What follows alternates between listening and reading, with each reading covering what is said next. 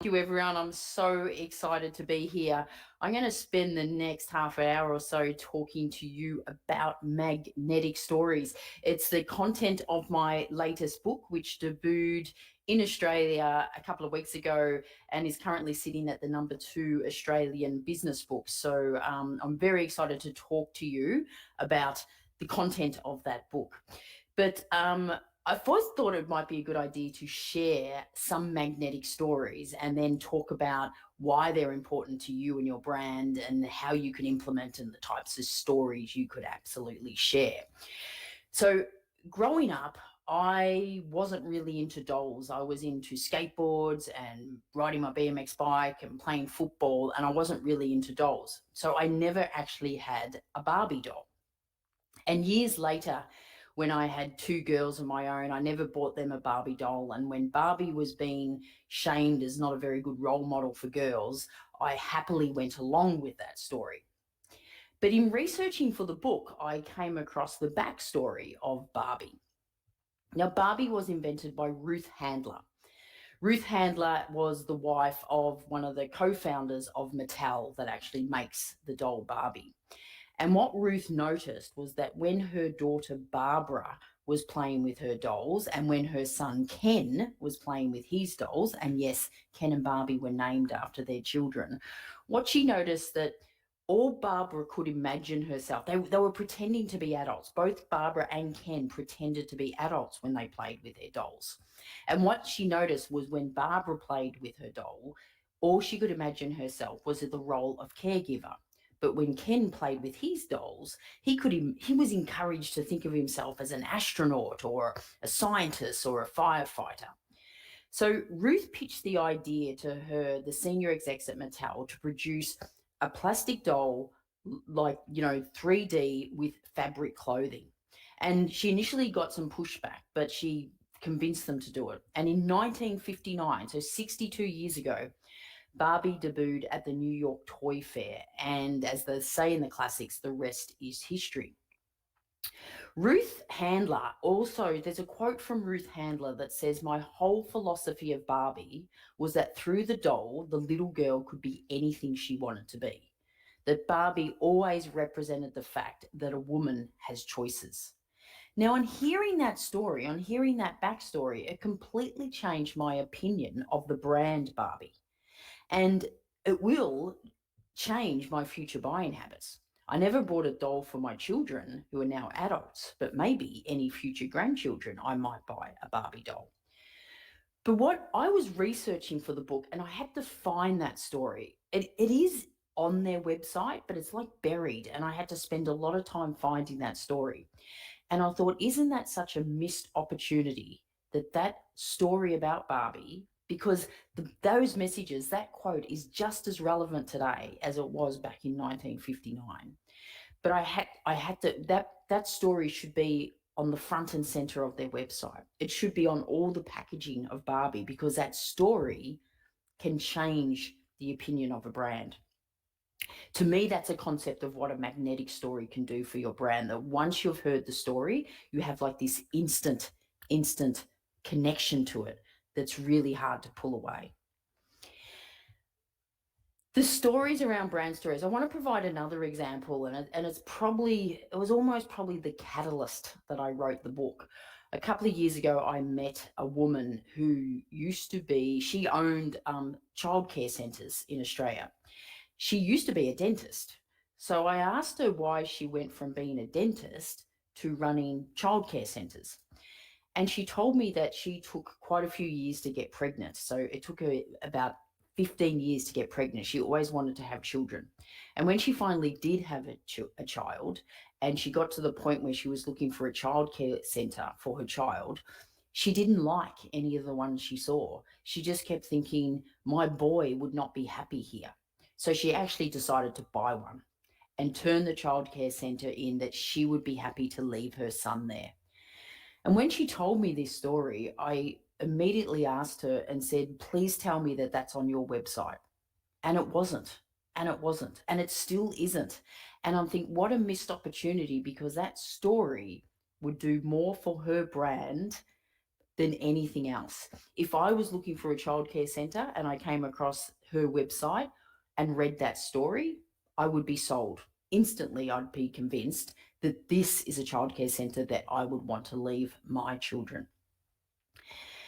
So I talk about that because I think the catalyst for writing the book and the missed opportunities is businesses, because they don't understand the power of story. So when I heard that story, I thought that's such a missed opportunity. What I also saw is that some people were sharing stories and talking about the stories they share, but not doing it very well. So that was sort of still timeline. So calling something a story doesn't make it a story. So I saw people trying to implement brand storytelling, but not doing it very well. And I saw people that should be sharing stories, but didn't know how to do it, and didn't know how to do it for several reasons. A, because they didn't understand the power.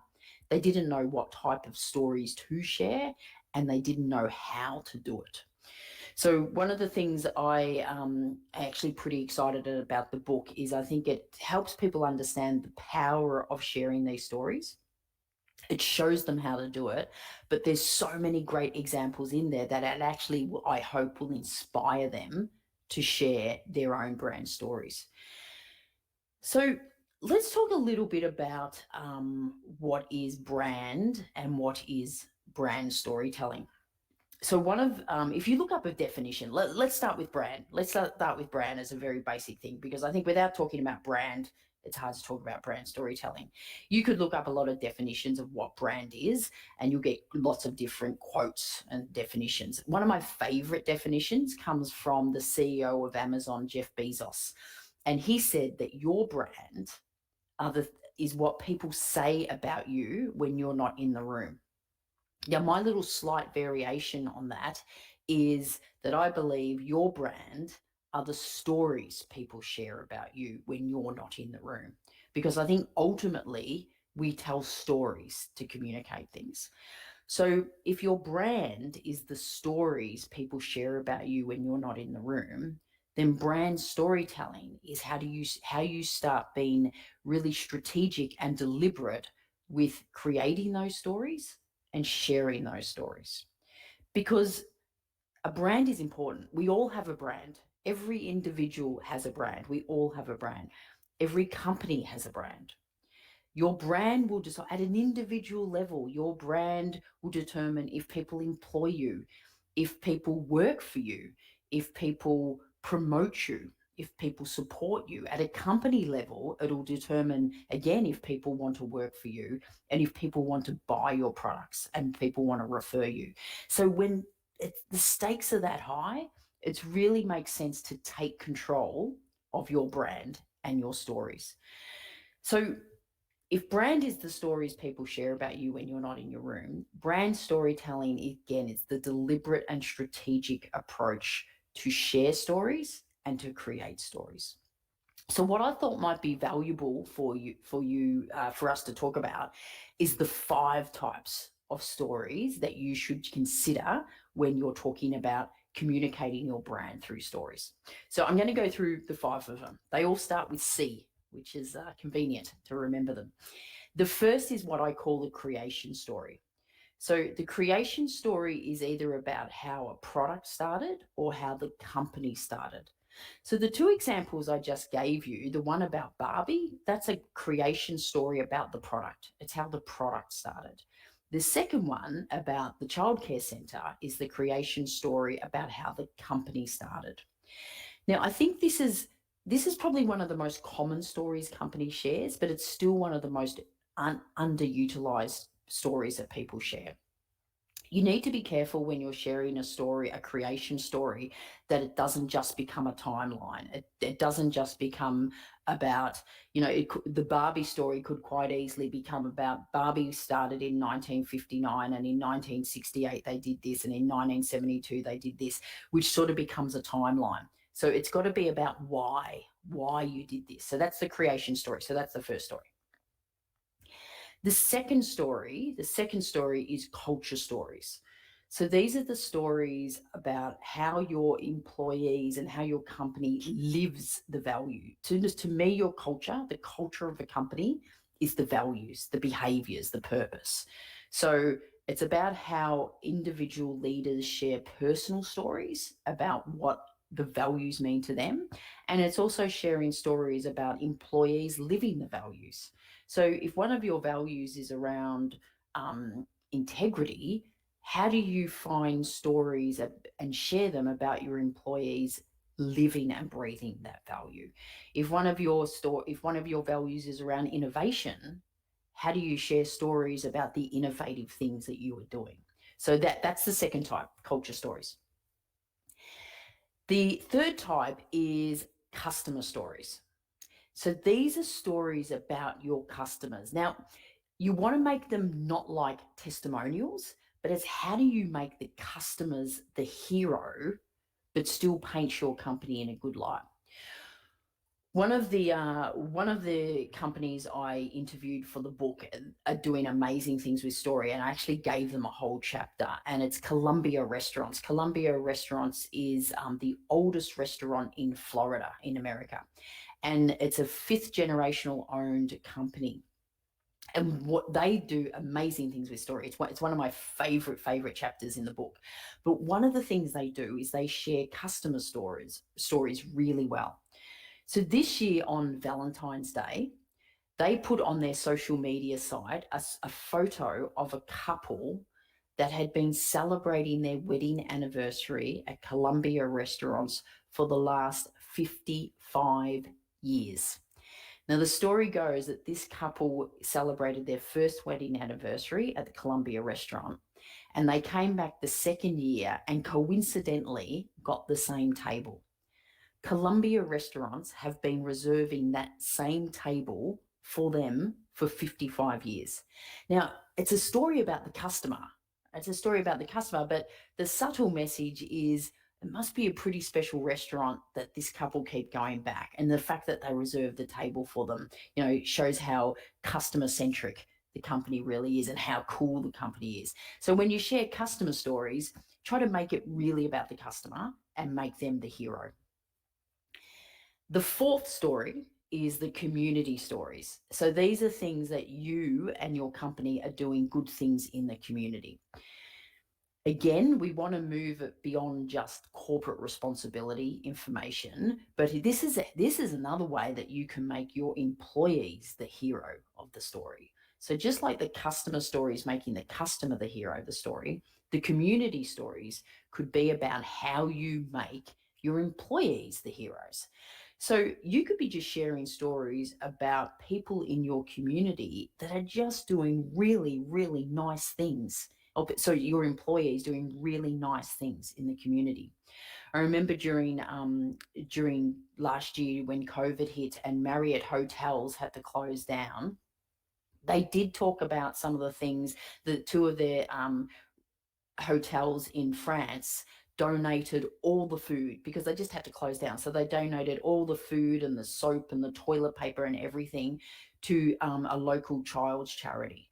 And so they talked about that. But they also talked about some of their employees that were doing really good things for their community, like, delivering soap to the local ones. So it was just making their employees the heroes, which makes it really, really engaging. And again, by default, you go, hey, you've got really good people that work for you, so you must be a really good company to work for. So that's the fourth one. The fifth one is the challenge stories. So how are you responding to challenges? Now, we saw a lot of these come out of COVID during the coronavirus, where there was lots of companies talking about how they responded to challenges.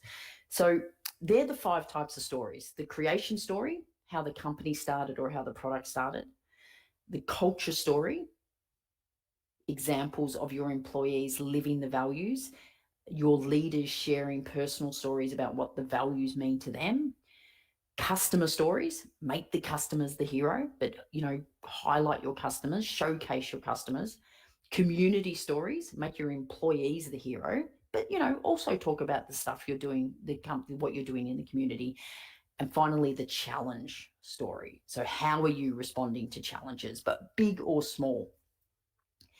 Now, my advice is don't get too caught up about what story fits under which category. The idea is just to broaden your the types of stories you share. Have a real variety in the types of shares by looking at them with those 5 lenses. I want to share another example because this example could quite easily be any of those stories, but I'll share it with you. So in March last year, probably almost to the day, when we in Australia, like everyone around the world, we went into lockdown. And there was a gin company. They produce gin. Their name's Archie Rose. They're only about 5 years old, so they're a relatively new and small company. And when they shut down, they had 15 bar staff. So they had their distillery and they had a bar. The 15 bar staff were about to lose their jobs because they had to close the bar. They were so concerned about their 15 employees losing their job that they immediately, on the day that we went into shutdown, they immediately made the decision to switch their production from making gin to making hand sanitizer. So as we all know, there was a world shortage of hand sanitizer. Within 3 days, they had got all the legal and health requirements. They had sourced bottles, they had designed and printed labels, and they produced, in 3 days, they had produced 7,500 bottles of hand sanitizer. They went on over the coming months to produce over 100,000 bottles of hand sanitizer, and not only secured the job of their 15 employees, but they were able to employ another 15 local people that had lost their job from the hospitality region. Now, they shared that story. And it got some pretty good global attention. They got global attention. They were on TV in Japan, in the UK. They were everywhere. The connection to that story was beyond their wildest beliefs. I spoke to the head of marketing as part of research. I feature them in the book, and I spoke to the head of marketing, and she said that their database doubled in size over a few months. It doubled in size. That their social media platform increased by 30%. And for a young brand, she believes that their brand awareness took them 12 to 18 months where they expected to be. Now, she also said another really good point. She goes, we never did that. We never did that to create a story. We did it because it was our values. We didn't want our employees to lose their job. One of their values is innovation. One of their values is quality. So they were living their values. But that authenticity created the story.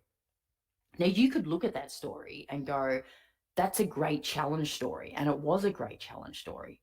It's also a great community story because it was helping out the community. It was helping out the wider community of hand sanitizer, but also the local community because they could employ people. It is a brilliant culture story because it was absolutely living their values. And if they continue to make hand sanitizer, I'm not sure, I think they've actually stopped producing hand sanitizer, but if they continue to make hand sanitizer, that becomes their creation story of the product. So I share that because I'm saying you don't need to get too hung up on, what stories, where does it fit? But the idea is to share these stories and actively share them. This is on their website. So, and they talk about it all the time. So that they're the 5 types of stories, and you just try to look for a variety. The other thing I quickly want to talk to you about is, I guess, how you do implement brand storytelling, because people can do this and they can do it wrong. So I'll quickly go through how to implement it. The first is define your brand. So what do you want to be known for? What do you want to be known for? A lot of companies do this. They go, here's our purpose and these are our values. And to me, that is your brand. So be clear on what you want to be known for. What are the stories people want to be sharing about you? So do you want to be known for exceptional customer service? Do you want to be known as innovative? Make sure what you know what you want to be known for. As an individual and as a company, make sure you want to be known for this. The second thing is, and this is where I do a lot of work in organizations, you need to teach people about the power of stories. You need to teach them about the power of brand storytelling. You need to teach them how to share stories effectively. You need to teach them on where and how to share stories. So there's an education process. So define and then teach. And then so there's 5 steps. And then the next 3 steps almost become this cyclical, ongoing process of how do you collect stories? So, how do you find them? How do you communicate them? And then how do you create them? And what I mean by that is, what are you doing that creates stories? So the story I just shared about Archie Rose and doing the gin distillery, they did something that was truly in line with their brand. So it created stories. So, but then it's like, well, how do they then share it? How do they sort of keep it going? How do they keep the fire alive? A fire alive. So it's continually trying to do something and then share the stories. Do something and share the stories. And it sort of just becomes this ongoing cycle. There's a fabulous story that I heard years ago, and I just love it for what it does. And it comes from, you might have heard it. It's in 1975. This happened. A man bought a set of tires from a tire store in America.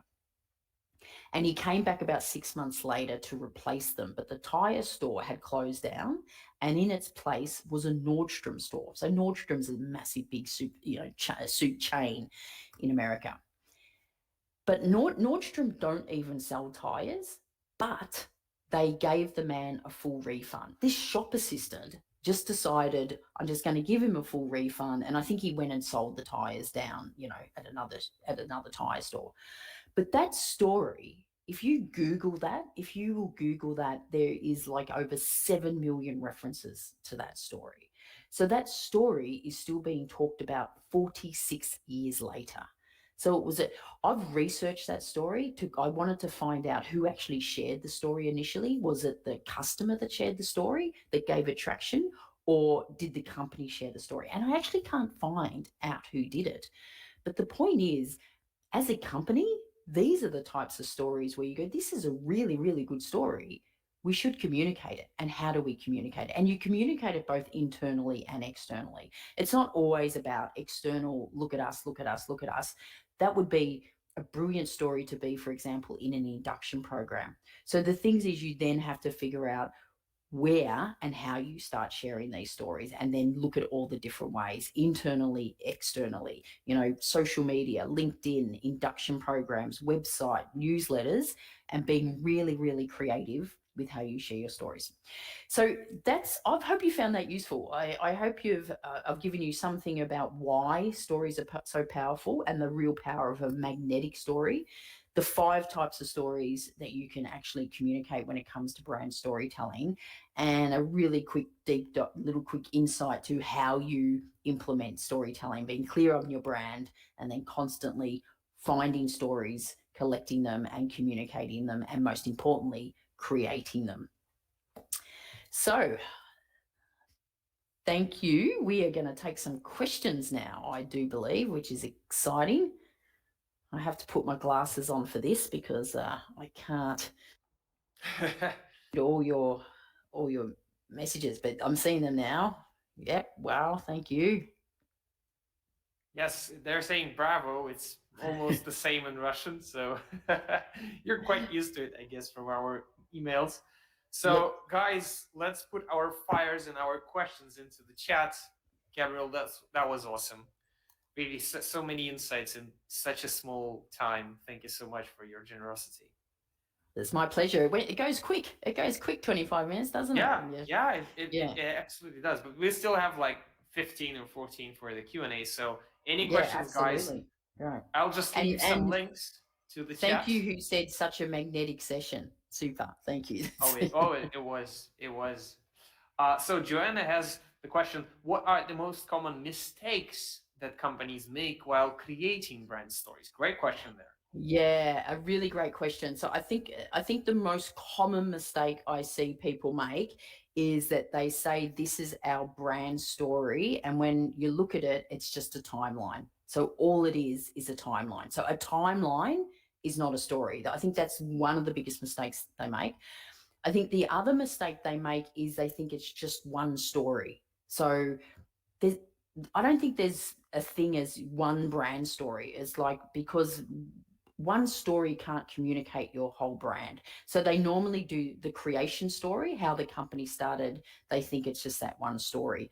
I think another mistake I see people make when it comes to brand storytelling is they actually don't tell stories at all. They just do like a really nice, slick corporate video, and they think that's brand storytelling. So they're probably the three most common mistakes. Maybe I'll throw in a fourth one: not educating their employees around the power of brand storytelling, and just leaving it to the marketing department. This is not the marketing department's job. This is everyone's job. Exactly right. Exactly right. Great answer. We have another one here. Are there instances of fake brand stories, something that is false and played up until someone discovers the truth? I guess there are. Yeah, there absolutely there. Of course, there is. I also I'm think too, when you do things that create stories, it's just looking for opportunities to live your brand. It's not about a PR stunt. So I think to answer that question, sometimes you see people do something and say, look at us, aren't we good? But it's a publicity stunt. It's not real and it's not genuine. And I think people see through that. I think people absolutely see through publicity stunts, because I guess the thing with brand, there's got to be some consistency there. There's got to be some massive consistency there. We One of the things I feature in the book is one of Australia's largest companies is Rio Tinto. They're a coal mining company, and iron ore and stuff. One of their values is respect. Yet last year they blew up uh, caves that had significant meaning to the indigenous people, and were known to be the longest human. They can trace back to human 46,000 years ago. So it's one of the most significant sites in the world, probably, and they blew it up. And the former CEO said the brand damage to them is worth more than the iron ore in the ground. And considering the iron ore was worth $150 million, that's a lot of brand damage. And the CEO the CEO had to resign because it goes against brand. So they were saying we're about respect, we're about integrity, we work closely with the Indigenous people, but their actions didn't relay that. Wow. What a great example. I mean, and the humanness of this gesture by the CEO of resigning Mm. is a great way to to apologize. I know that the damage cannot be undone, but still a great end to the story. Yeah, Awesome. although he went reluctantly, and he just resigned, and this happened about a year ago, so he sort Ah, of was forced. He didn't. ah, Yeah, okay. yeah, it's Twist slight there. different. Okay. Yeah, Yeah, yeah. Well, yeah, but we just have to be clear because there is no point in lying these days. It's no, just going to be viral yeah, instantly. Whatever you yeah. do, And it's and just this too and easy this to is check. this is again, it goes to everything. If you're going, I want to be known for this, then you have to be that all the time. You can't just be that when it suits you. So Yeah, that's why it's the things you do will create stories, but then how you can actively share stories as well. exactly. That's just what Soundray said previously about creating the stories with your actions. So we have Mm. one more great question here. How do you know your stories are hitting the mark? That is such a great question. It is such a great question. Sometimes you don't, but I think when you do is, first of all, you just might people go, wow, that's a great story, but also when you hear other people repeating them. So the real, a story is good when other people repeat them. That's when you know, and that's what you want with a magnetic story, because you want other people sharing stories about your brand. Great, lovely.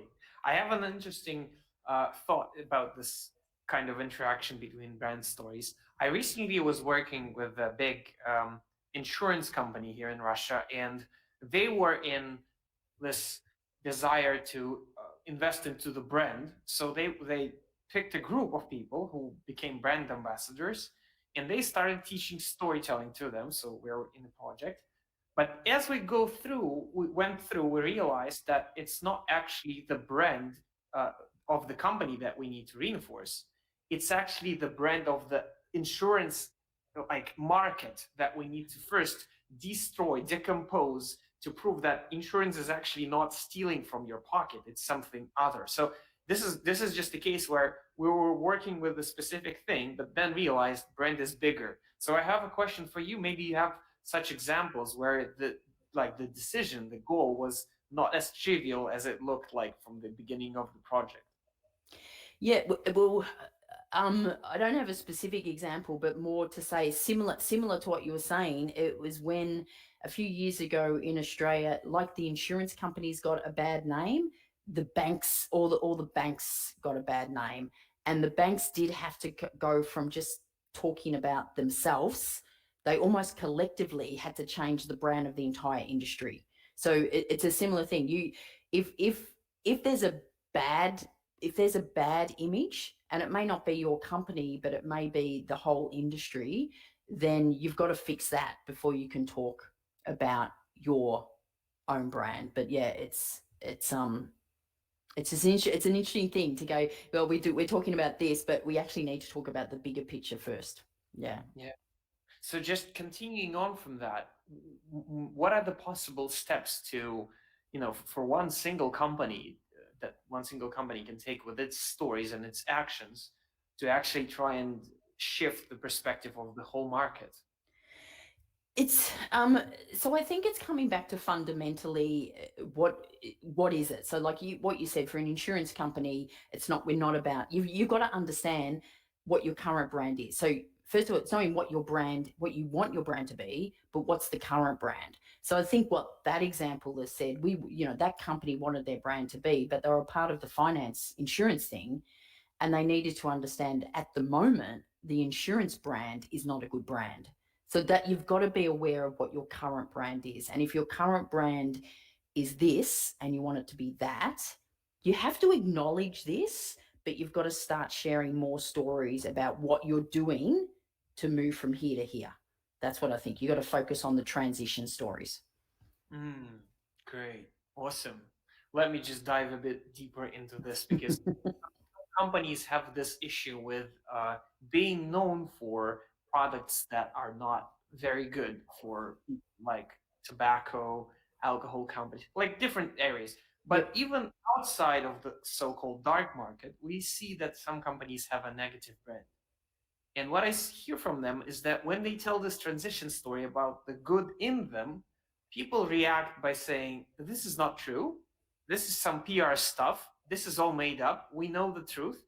And the comment section is just going wild with people saying bad things. Yep. So, do we just need to push harder there, or what's the key here? I think there's a couple of things. I think it comes down to timing. So if someone's got a bad brand image, so just say for example this Rio Tinto, currently their brand is really tarnished. If they came out right now about look at all the good things we do, people would be going, but you just blew up a cave, right? So it's too soon. It's too soon. I think when they've done something wrong like that, and they have come out in fairness, they have come out and said that was a really big mistake, and they acknowledged it was a mistake. They acknowledged that they're putting all these things in, and so they acknowledged it and they're doing something about it. So you do have to do that. And you got to keep talking about the lessons we learned from that. So literally, if you're talking about the good things you've done and someone says, yeah, but what about when you did this? You've always got to go, I know that was a fundamental mistake that we should never have done. What we learnt from that was this. I think the real danger is when they just dismiss it and they try to make up excuses. People don't buy that. Great. So again, acknowledging mistakes instead of going for hiding them Yeah. after they are. Great. Yeah. Wow. I love that just this interaction gives us even more insights. If you're enjoying it, folks, please put a fire in the chat. If you have any more questions, go for them. We're here waiting. We still have some more time here. Can I Yeah, share? Can I share? I want to share another example of a great go for it. story. And again, just this, what a story can do. We a couple of years ago we went to Europe, and one of the places we went to was Germany, and we went on a food tour. And I don't know if there's anyone's been to Germany and had a currywurst sausage, but we heard the story about how currywurst sausages. So currywurst sausages, the sausage is boiled and then fried. It's cut up into pieces. It's served on chips, and it's got mayonnaise on it, and it's sprinkled with ketchup and curry powder. So it sort of sounds a little bit disgusting to me, but all good. Anyway, the story behind it was that after the war, the British soldiers were dropping care packages to people in Germany. And one woman got this care package that had curry powder in it and tomato sauce. And she had never seen any of these products before. She didn't know what to do with them. So she mixed them together and put it on a sausage. So, and that it's still going. Like I think they opened their first store in the 1960s, and it's still going. When I heard that story, even though the product, I would never normally go, let's go do that. On hearing the story, we decided the next day we're going to try it out. And we actually decided to go to the very first store in Germany that opened. And we got there, and the store wasn't opening to another half hour. We waited. We waited to eat this sausage with curry powder on it, and we would never, ever, ever have done that without hearing the story, because without the story, it didn't create any emotional connection or human connection to the actual product. And again, it's just these little simple stories that we need to get better at sharing.